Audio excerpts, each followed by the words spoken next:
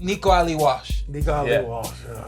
So, I guess to do my job and give the brutal, honest assessment, I think the problem for Nico was ESPN and Top Rank had this angle. He's Muhammad Ali's grandson, Yes. and you try to promote him in that.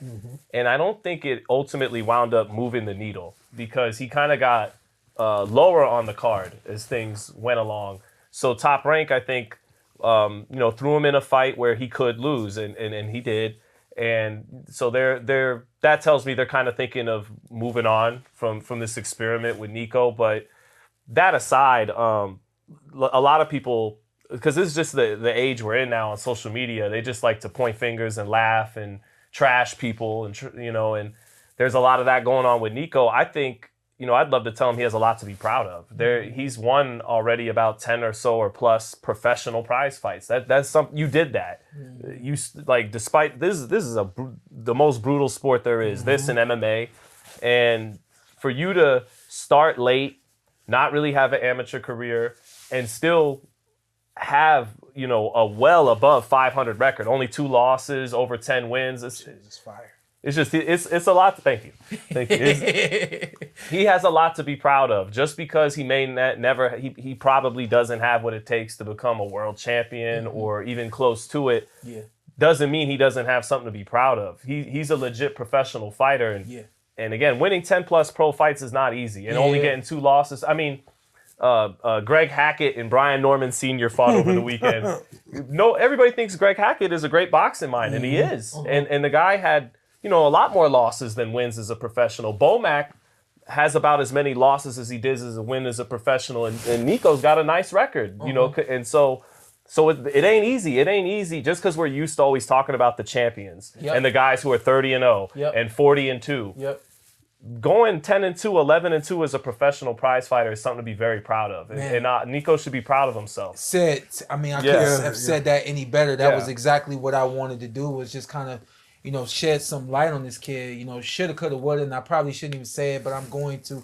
I wish they had taken the Jake Paul route of just riding the wave of I'm the grandson of a great, and putting him in fights that just really helped him be great, instead of trying to challenge him and create him to be this real boxer. You take a look at Jake Paul, and it probably seems like I'm throwing shade on Jake Paul, talking about him again another weekend, and really not saying positive things about him. But Jake figured it out immediately. Created a lane. He figured it out immediately in terms of matchmaking himself against opposition that was going to bring eyes to him, but also make him look good. And it was like, in a lot of ways, I don't understand why they wouldn't do that with Nico. The only thing I could think his wishes. Yeah, exactly. That was the only thing I could think. So, but at the end of the day, what, 11-2 now, right? Something like that. Yeah, I gotta have to again. I think he's 11-2. He might be 11-2-1. Does he have a draw? That to Forsberger. Yeah. The guy, or Danny Rosenberger, I think was his name. Yeah, 10-2. 10-2. Yeah, 10-2. Yeah, 10-2, and I think that for Nico, if boxing is something that he just wants to do, I don't know what his life is like. If it's something that he has to do, most fighters is something that they have to do. For Nico, I can imagine if that's the case. But if it's something that he's just starving to do, keep doing it. Keep doing it on the level that he's at. Here's what I'll say, because should he move forward, here's my advice, and here's my take on the fight. He doesn't have enough. It didn't have enough instinct for this guy. This guy fought with a very high work rate, and always in your shit, and was in his stuff instinctively. He didn't know the right move to make at the right time. I saw good defense. I saw him keeping his hands at home, catching the shots and stuff like that.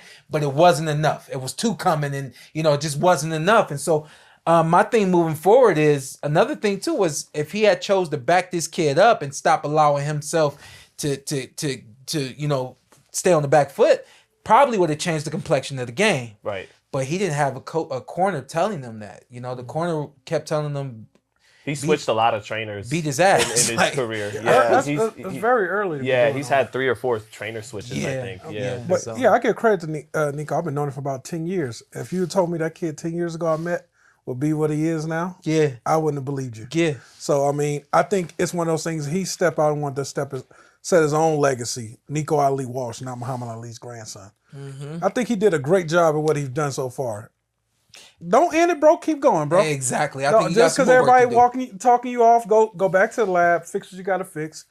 Work your way up. If nobody else gonna believe in you, let your team believe in you. And don't be too proud to put hands on Salt Poppy or someone like that. You know? Exactly. If they give you a good payday, that's what it is. Yeah, go out there and do your thing. There's a lane there now for it. There is. I don't like the Jay Paul fight. I'm like, my man, you're like 200 pounds. Yeah, not anymore. The weight difference is crazy too.